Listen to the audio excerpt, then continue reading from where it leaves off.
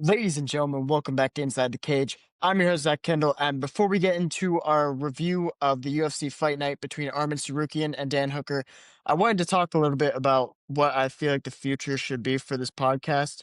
Um, I don't think I'm burning out necessarily because I know that that's an issue for smaller creators who try and pump out a lot within a short amount of time because we've only been around for not counting our first run. We've only been around for about 4 or 5 months now, but, it's hard putting out all this and not getting a huge amount of feedback. We got around 250 followers on Instagram. We have about 15 on Spotify, and then we get a good amount of views on Instagram, though. We get about 2,000 views per day, which is very nice actually for how little we post on Instagram, because I think we only post like 3 or 4 times a week. So getting 2,000 views is actually very good for us.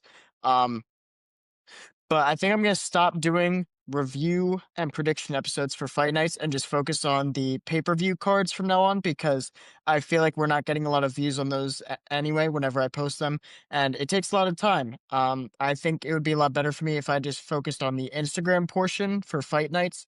Um, but then, of course, for pay-per-view cards, we will always be doing the reviews and predictions on the actual podcast episodes. So I just wanted to let you guys know that we will be taking a step back from doing videos every single week, and they're more so going to be twice a month from now on with an occasional bonus episode throughout those months. I think we'll probably have 2 bonus episodes per month, so we get a little bit of mix between not just reviews and predictions, but also, hypothetical matchups. I know people voted on the Bo Nickel hypothetical um, state college fight night card because a lot of people that follow me are from Pennsylvania. So I'll do that probably um, not next weekend because next weekend's a pay per view, but the weekend after that, I'll probably start working on that. So just look forward to these bonus episodes because I feel like that's going to draw in a lot more viewers on Spotify other than just doing, reviews and predictions. But that being said, let's get into this. I'm going to try and go through it very quickly. I don't want to keep anyone here too long, and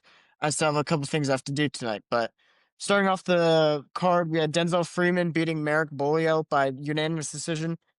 Both were making their debut. It was honestly a very boring fight. Denzel Freeman looked like he was the better fighter, though, and I'm glad he was able to get the win. He improved to 7-1.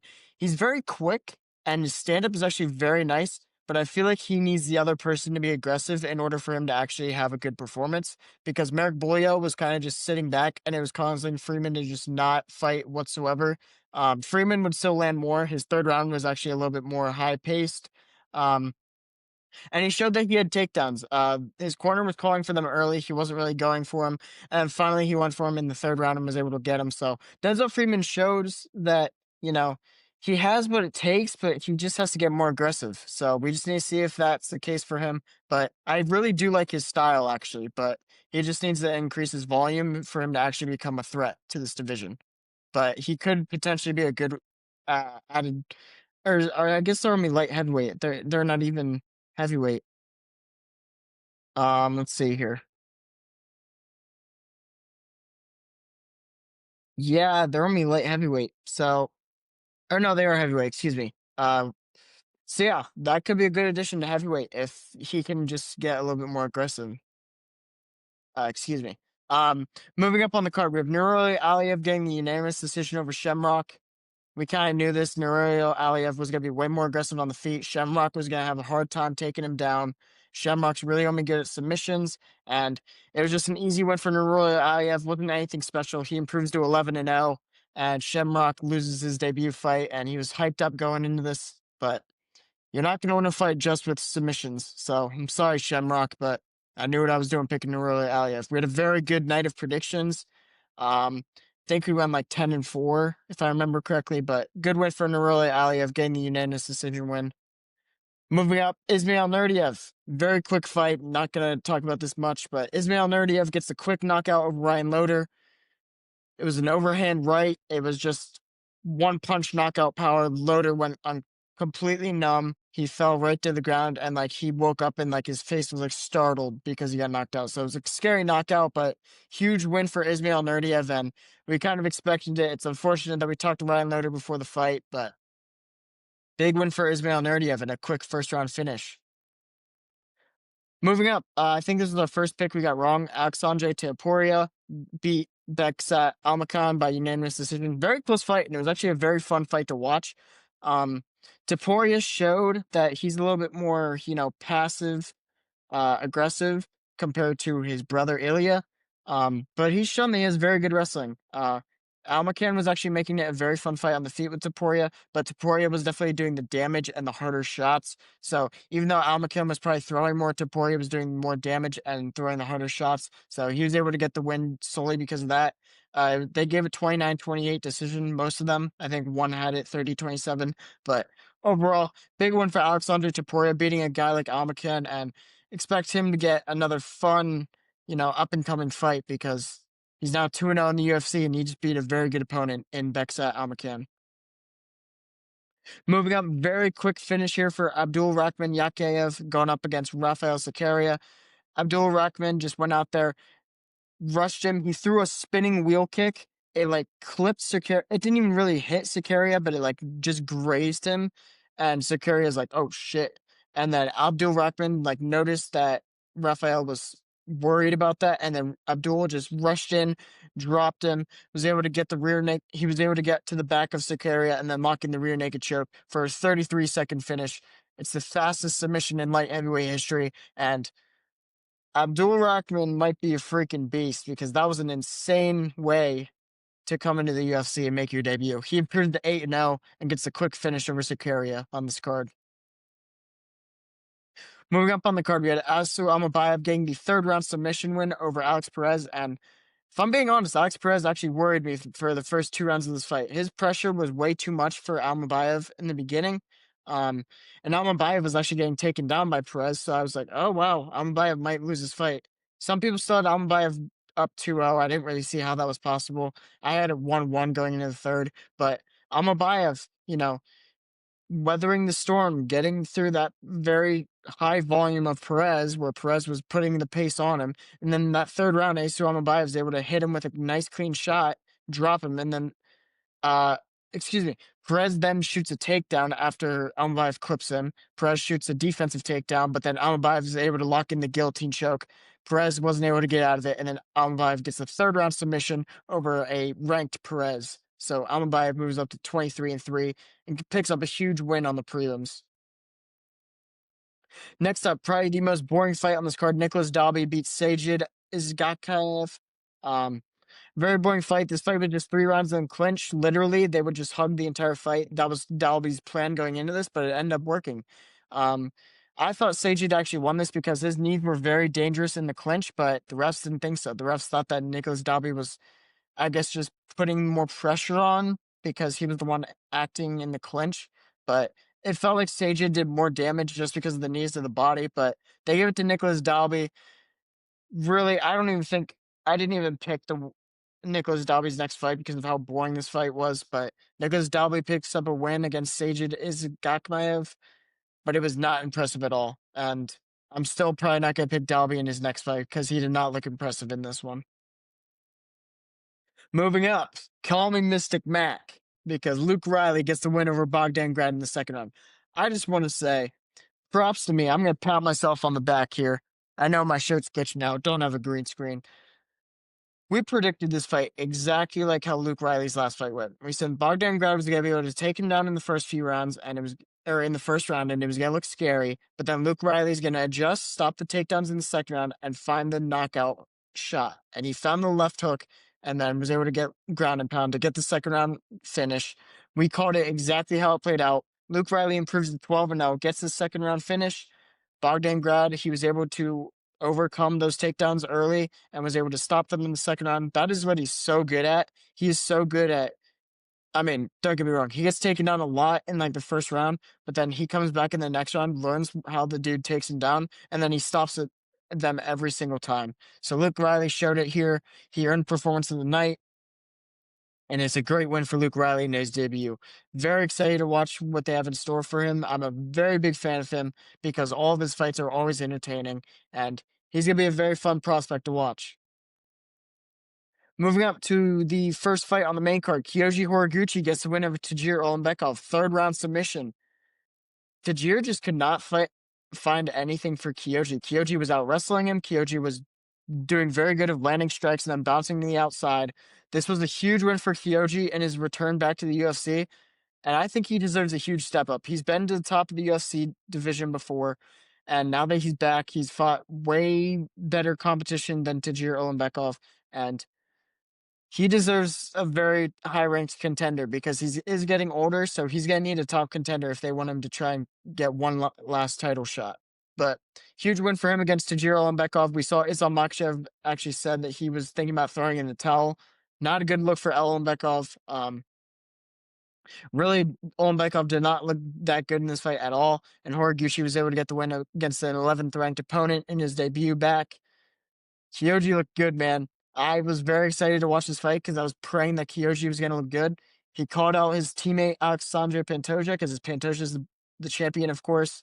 Kyoji called him out for a title shot, and honestly, give Kyoji one more win, and I would love to see Pantoja versus Kyoji. That would be such a fun fight stylistically.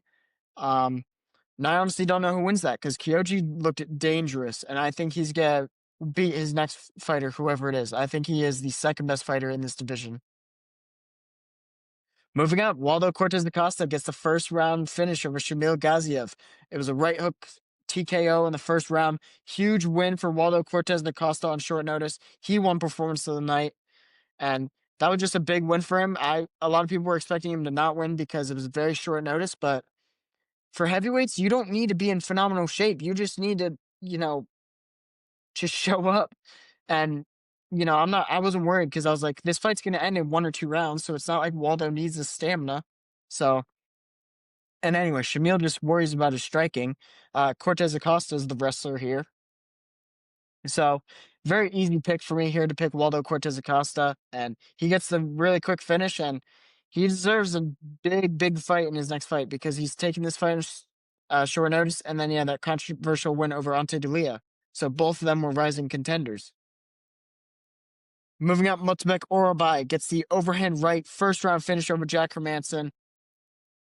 Jack Hermanson's on his way out of the UFC. He's not really good anymore, but that's still a pretty good win for Mutbek Orobai in his welterweight debut. Both of them went up to, Jack Hermanson went down from middleweight. Orobai went up from lightweight, and Orobai could be a very good fighter, maybe even a prospect in the welterweight division.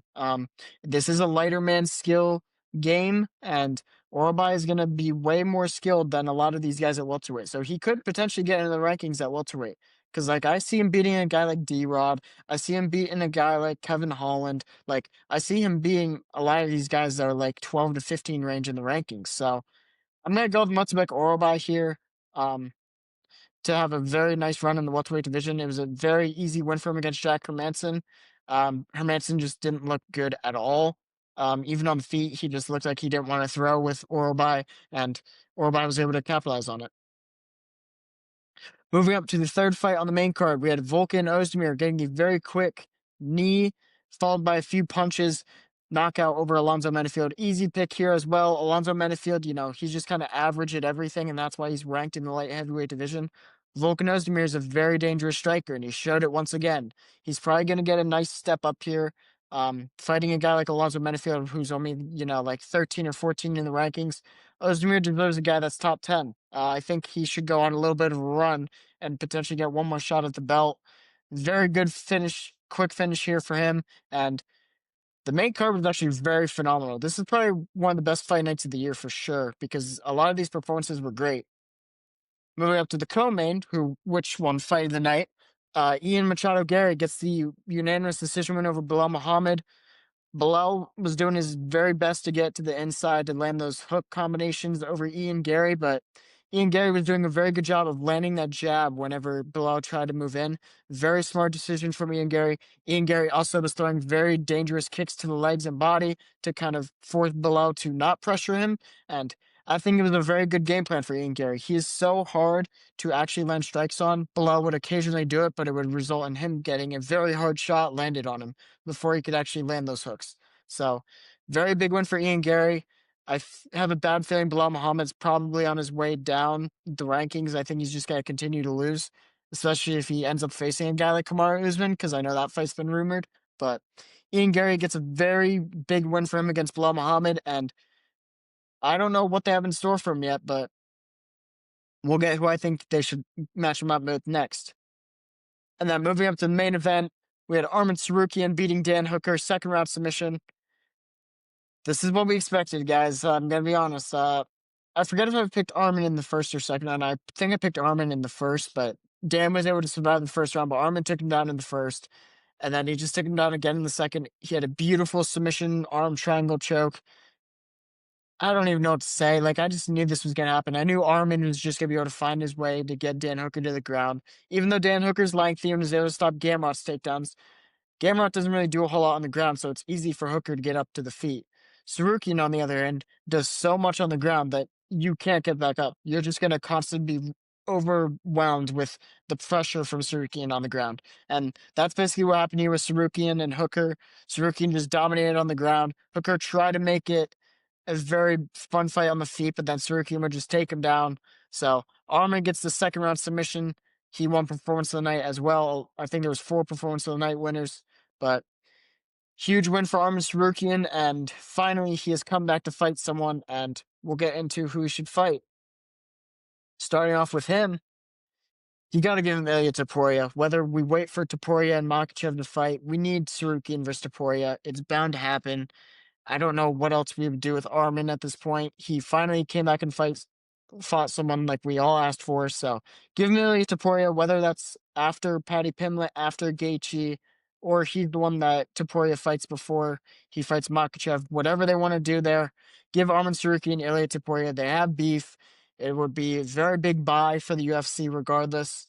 Even though I think Paddy's probably the biggest buy between the 3 lightweight contenders, excuse me.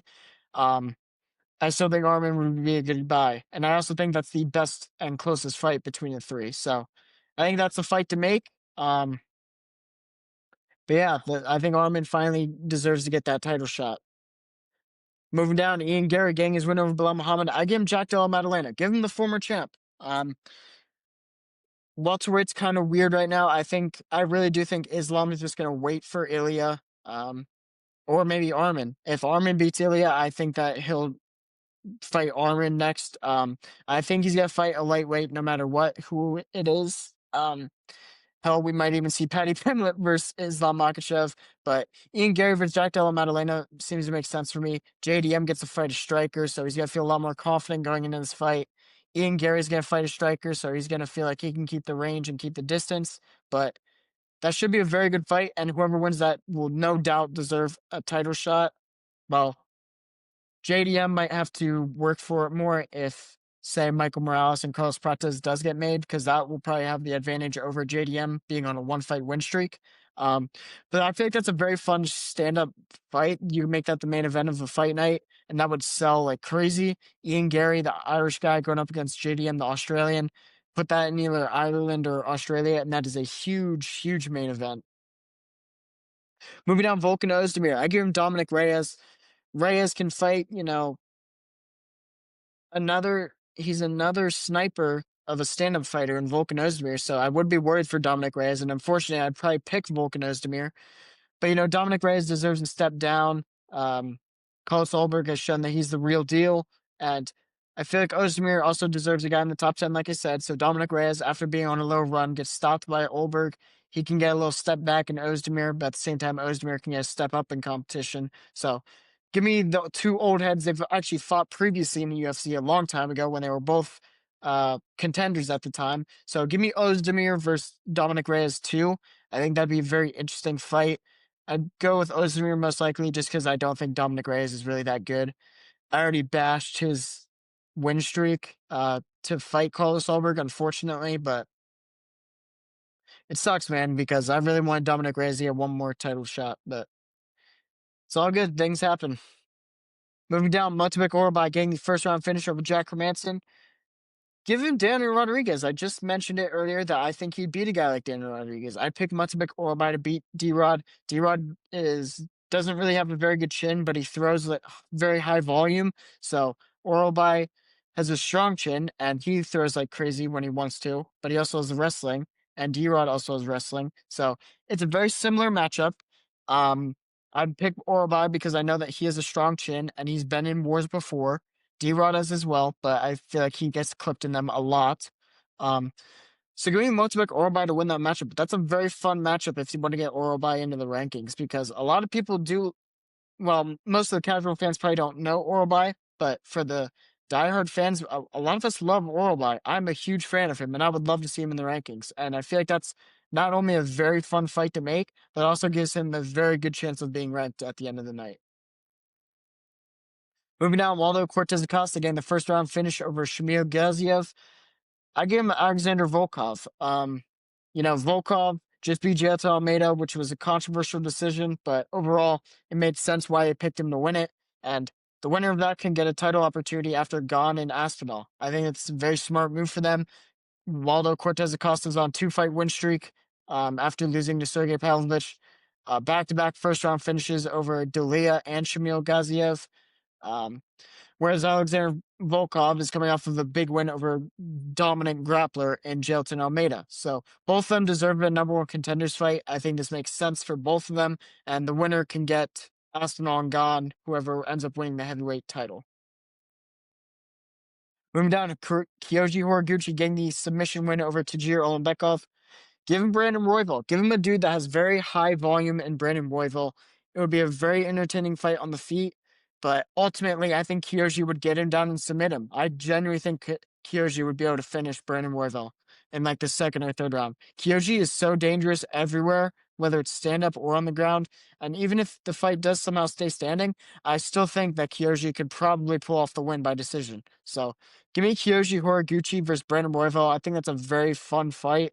And the winner of that can probably get a title shot. Maybe not Brandon Royval, because there's probably people that deserve it more than him. But if Kyoji wins it, he's old, so they can give him a title shot after being a guy like Brandon Royval. He's getting old. I think he's 35 now, which sucks because he's so good. But huge, huge opportunity with Kyoji if they give him this step up. Next up, Luke Riley. Give him a guy like Jack Jenkins. Jack Jenkins is on a little bit of a win streak now, but if he beats a guy like Luke Riley, he'll no doubt earn a prospect or a ranked fighter, if you will. But if Luke Riley wins, he also deserves a ranked fighter. So the winner of this can get a ranked fighter. I think Luke Riley would win it. His hands are just so quick, and he's shown that he has crazy power. But Jack Jenkins is also very hard to put away. So it's going to be a hard challenge for Luke Riley. A little bit harder than Bogdan Grad, but we'll really see if Luke Riley's the real deal or not, and then we'll see if Jack Jenkins can continue his win streak and get a ranked fighter next. But I'd probably go with Luke Riley. I do think Luke Riley is a very good stand-up guy. I think he'll only lose to very dominant grapplers at the top of this division. Next up, Asu Amabayev getting his third-round submission over Alex Perez. I give him Tatsuro Taira. I think it's a very fun fight. Tatsuro Taira is very dangerous on the ground, as is Amabayev. That's going to be a very fun grappling match. Stand-up, I'd give it to Tatsuro Taira. So, we could see Taira probably knocking out Asu Amabayev if the fight stays on the feet. But if it goes to the ground, it's going to be a very competitive fight. I'd probably lean towards Tatsuro Taira just because grappling is very even, but stand-up leans towards Taira. But that's a very fun fight to make at flyweight. And I think flyweight's starting to really stack up, which is kind of surprising because flyweight has not been good in a while. But I think it's finally getting to the point where we have some dogs in the flyweight division. And I'm actually very excited to see what they have in store for the flyweights. Moving down, Abdul Rahman Yakiaev. I gave him Yuran Saltibadiev. Saltibadiev just beat that one fucker. I forget his name. He sucked. Dayar Nurzagayev or Nurzagov, whatever his name is. Saltibadiev's he's all right, but Yakiaev would just run through him. It's just another fight to add to Yakiaev's belt career, honestly. He'd knock him out in the first round. Saltibadiev, it took him like 2 or 3 rounds to put down Dyer, who has this tick. He has a tick where he grabs his shorts. I'm not lying to you. He literally just grabs his shorts and he just brings his hands completely down. So it's so easy to knock him out. And somehow it took Yuran that long to do it. So I think Yakiaev would just rush him right away and get another first round finish quickly. But give Yakiaev someone that's a little bit better than Sikoraria, but still an easy win for Yakiaev. 2 more left. Alexandre Topuria. Give him a guy like Jakob Wicklats. He's coming off of his debut win over Patchy Mix. You know, Patchy didn't look that good in that fight, but Jakob showed that he has a very interesting stand-up. His stand-up is very fast. He's got this kickboxing style, and I think it'd be a very fun fight for Topuria. I know that Jakob is probably around the same ranking as Amakan if they had unranked rankings. I feel like Amakan and Jakob would be kind of around the same range, but I feel like whoever wins that is going to be a huge step up, and potentially even get a ranked fighter because Jakob, he's a very hard fighter to actually counter. The problem is he has no stamina. So if Topuria wants to wrestle, actually I don't know because Jakob will be able to stop Patchy Mix's wrestling. So Jakob might be able to stop Toporia's wrestling there. And we see a very fun fight on the feet. Toporia's power boxing compared to Jakob's kickboxing speed and his unique striking style. So I think that's a very fun fight to make. And I know a lot of people would probably not want that, but I think that's such an underrated fight that they could actually make. And then finally, Ismail Nurdiev getting his first round finish over Ryan Loder. I give him Robert Burschek. He's been in a few UFC fights now. He's been in like 6 or 7. No joke intended. Um, but Burschek, I think he's coming off of a win to no, he lost to Brad Tavares. I don't know. He's had kind of an up and down career where he loses the veterans but then beats really crappy guys. I think Burschek just beat a really shitty guy. But give him a guy like Ismail Nurdiev who's trying to, make a little run in the UFC. He did just lose the Jin Young Park before his win against Ryan Loder, but you know, he's 2-1 in the UFC. If he beats Robert Burschek, you can probably give him one more fight before trying to push him into the rankings. But Ismail Nurdiev shows he has knockout power. He'd probably knock out Robert Burschek because he's kind of conservative in the first round. But it's just another finish to add to Nurdiev's resume, most likely. But with that being said, we're going to end off this episode here. I want to thank you guys for watching, and I'm sorry if you guys enjoyed these weekly episodes, but we're gonna bring it down to probably 3 a month. It's just gonna make it easier for me because I also started a college basketball podcast with my brother. That's the one that I promote on Instagram sometimes for the UFC podcast, but it's just gonna make it a lot easier for me so that way I can actually do both at the same time because I really do enjoy doing both. It's a very fun hobby of mine doing these podcasts. But with that being said, I appreciate all of you for listening to this episode, and we'll see you guys next time.